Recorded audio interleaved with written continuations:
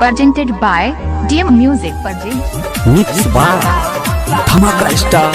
Chandrakishore Yadav. Music by Rakesh Mithun Brothers.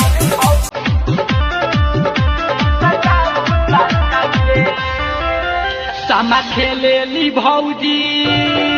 हम मुसका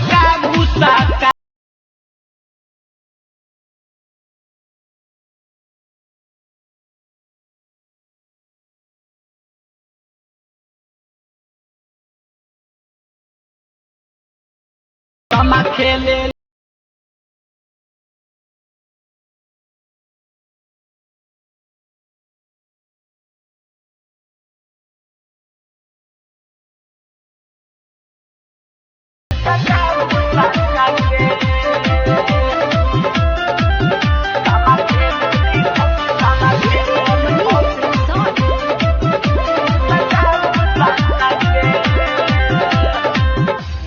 गजबे के सामा बनवले बारे सामा कोहरा भैया से मगवले बारे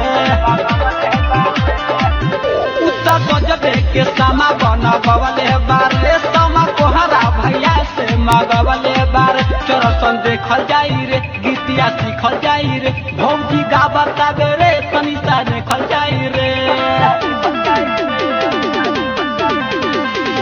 संगे खेलत बाटे अंधी और यामा भौजी खेलेली सामा हो मुसका के भौजी खेलेली सामा हो मुसका के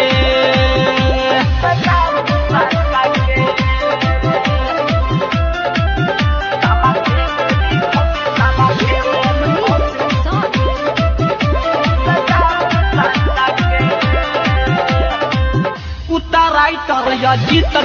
लिखेला हो प्रेमिया नीलो करे से उसी खेला हो उतर राइटर या गीत लिखेला हो प्रेमिया नीलो करे से उसी खेला हो चलो सन देखा जाई रे गीतिया सुना जाई रे कैसे भौजी गा देली तो नीनी रेखा जाई रे बोली जे बुखारी के खामा भौजी खेलेली सामा